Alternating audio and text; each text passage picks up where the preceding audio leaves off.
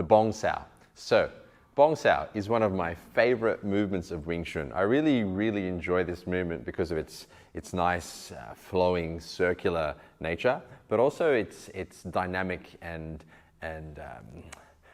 multiplicity of applications, because from the beginning of the Bong Sao, you're rolling up through, it starts in like a Tan Sao position and rolls all the way up to Bong Sao, and you'll see you've got all these different angles, right? You've got so many different angles which can be applied both defensively and offensively. So, oftentimes in Wing Chun, people will think of Bong Sao purely as a defensive movement.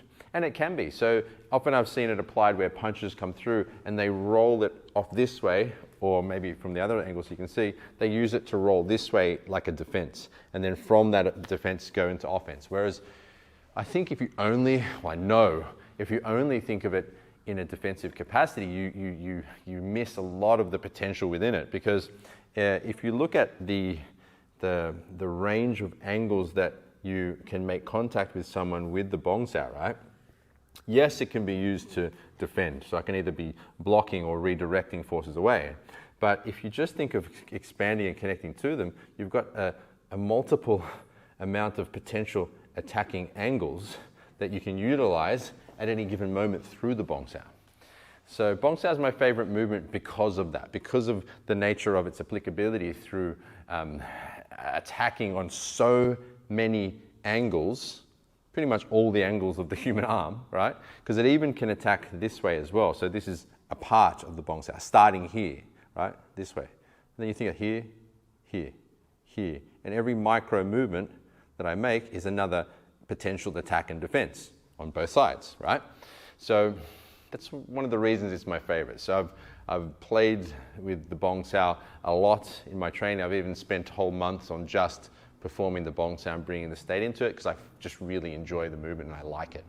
So once again, it's got a lot of offensive potential, and that can be applied in both like eye strikes with the finger, palm strikes, open palm, punching to a fist, inside like the knife hand, So there's or even coming up through this way can be used as like a Chit Sao type strike. So there's a lot of, depending on how you configure your hand, can alter the type of strike it would be, whether an eye strike, palm strike, punch, chit, tan, depending on what you do with it, right?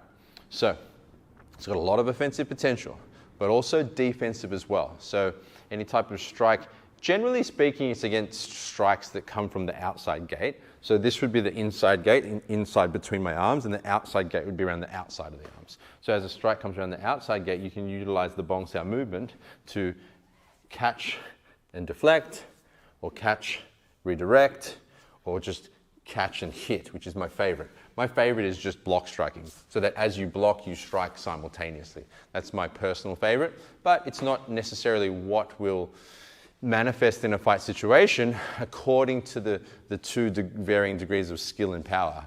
For example, if Carlsen's skill is quite OP, so to speak, as he goes through the punch, if it's way too much for my body to handle, it may roll and redirect into some other form of attack. If it's not that good and my power is better, then it should be able to just hit right through. Yeah. So rather than rolling forces away with the Bong Sao, rather than redirecting and rolling, it'd more so come straight through to hit, which is the ultimate ideal, is that you hit, hit, hit, hit. So the Bong Sao has its defensive capacities and its offensive capacities. The offensive capacities are literally every angle, just like the defensive capacities. You can think of it, and it's a really good, the Bong Tan Sao is also in sticking hands as well. So when you're practicing sticking hands, you're using, you can see that Carlsen's right arm and my right arm are both performing the Bong to Tan and the Tan to Bong movement, yeah?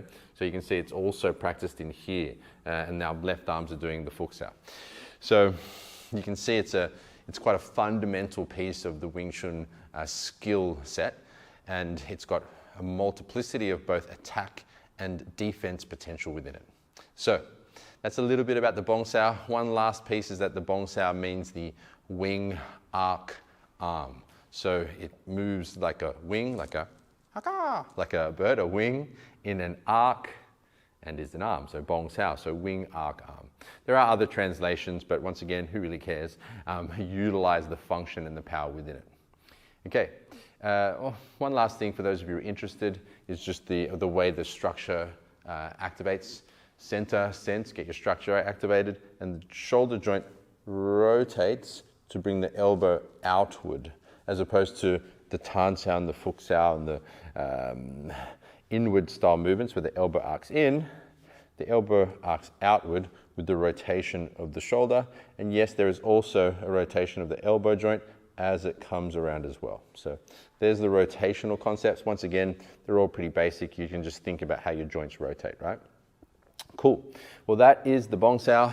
Any questions, put them in the community. And also be sure to share your experiences, right? Because that will help you to understand what you're doing. That'll create a little journal of logs of all your training, because you can just look at all of your posts historically over the years in your development. And also to help you to level up through the system. Now, just quickly, if you do want more help and you want to train with us in my private academy, then there is a link on the community page to the right that says the Wing Chun Academy.